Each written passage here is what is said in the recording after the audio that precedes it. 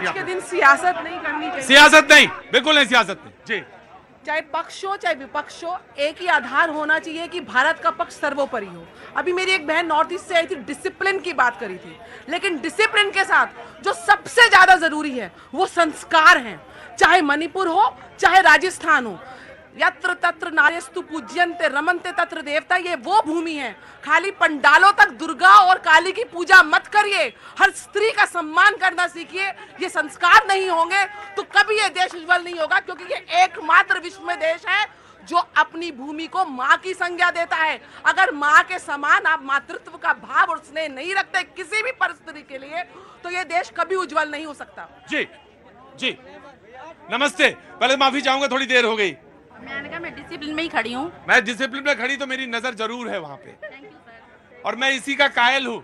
खड़े तो बहुत सारे लोग हैं, लेकिन कौन कितना डिसिप्लिन में है इसमें मेरी नजर रहती है। क्या नाम है आपका? सर मेरा नाम आशा है, मैं जी दिल्ली से हूँ। क्या नाम है? आशा। आशा, हाँ जी, दिल्ली से हैं। क्या काम करती हैं?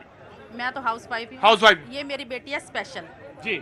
तो सर मैं तो मोदी जी से ये करना चाहती हूँ कि जो दिव्यांगजन बच्चे हैं ना, उनके लिए कुछ ना कुछ करें।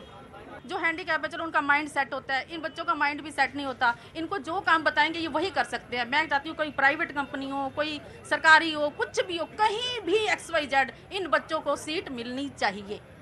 आप माँ हैं इनकी? मैं माँ हूँ, और मैंने बहुत दुख उठाए हैं इसको पालने में। मेरी 2 बेटी हैं, एक ठीक है एक ऐसी है। मैंने बहुत दुख उठाए हैं इसके लिए, इसलिए मैं ये चाहती हूँ कि ये कहीं ना कहीं सेट हो जाए। और मैंने इसको ITI कराई, आज इसका रिजल्ट आया, ये पास हो गई है। पास हो गए हैं, हम पास हो गए हैं। ताली बजाओ सारे लोग।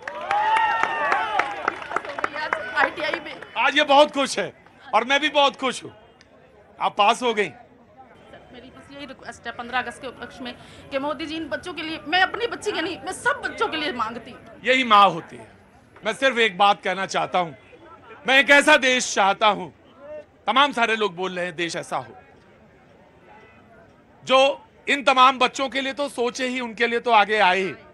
एक माँ के लिए भी उसके आंसू पोंछने वाले भी होने चाहिए।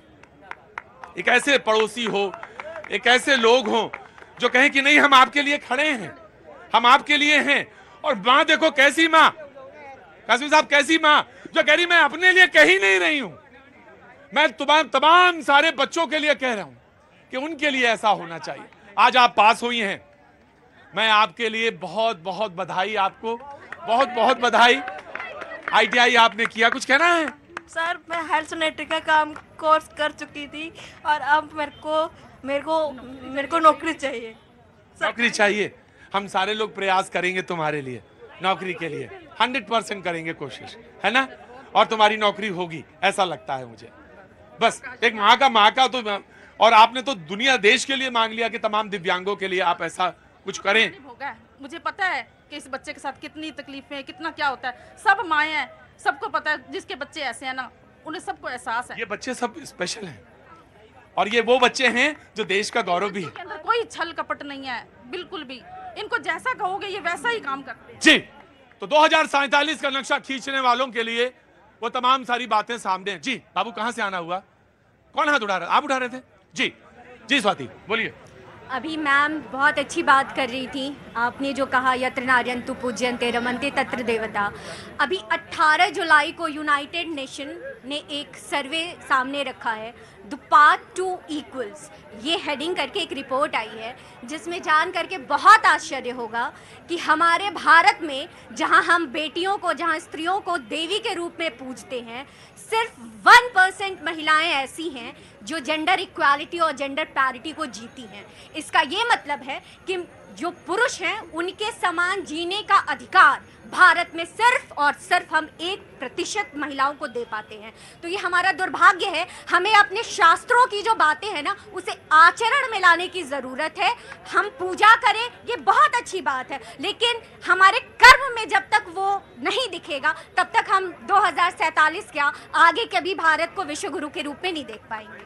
बहुत सारी बातें, कुछ जोड़ना ऐड करना चाहते हैं? इतना ही बोलना चाहूंगी, अमृत मंथन में सबसे पहले विष निकलता है। 1947 में विष निकला, मैं अपने पूर्व जितने भी प्रधानमंत्री या पार्टियां हैं उनके कार्यों को सलाम करती हूं, लेकिन साथ साथ वो निष्ठा नहीं थी जो आज दिख रही है, इसको हम देख सकते हैं। बात है, ऐसा नहीं है। मैं यही कहता हूं, जो पूर्व महापुरुष हमारे रहे, जिन्होंने देश की मिट्टी में जिनका खून है, पसीना है, जिन्होंने बनाया है, देश का विकास किया है, उनके प्रति इस तरीके की घृणा भाव नहीं होना चाहिए। जब तक आप अपने पूर्वजों का सम्मान नहीं करेंगे तब तक ये देश तरक्की बिल्कुल भी नहीं करेगा। और नहीं, ये गलत बात है। नहीं, पूर्ण सम्मान है। आदरणीय प्रधानमंत्री मोदी ने राम मंदिर की शिलान्यास किया, लेकिन पहले संसद बनाई, बाद में मंदिर। पहले देखिए, अभी इन्होंने संसद की बात की, आदिवासी ट्राइबल विमेन राष्ट्रपति क्यों नहीं बुलाया उनको उद्घाटन के लिए? आप ये आदिवासियों की बात कर, महिलाओं की बात कर रहे हैं। जब देश का प्रधानमंत्री ऐसे काम करेंगे तो सोचिए। बनाया भी तो उन्होंने, आप भी तो बना सकते थे उनको। Please come BJP the last one. Prateek ji, मैं इन्होंने कहा कि देश में सारे प्रधानमंत्री ने अच्छा काम किया है।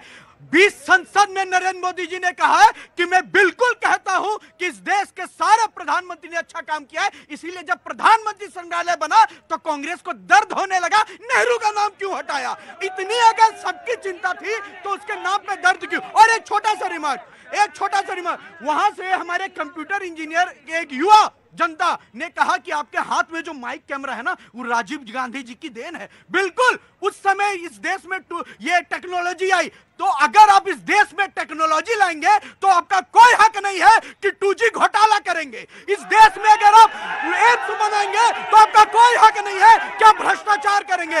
इस देश में अगर किसान के लिए योजना लाएंगे तो आपका कोई हक नहीं है कि करप्शन करेंगे। हम ऐसा देश चाहते हैं। बरी कर दिया है, आपके ऊपर आरोप लगे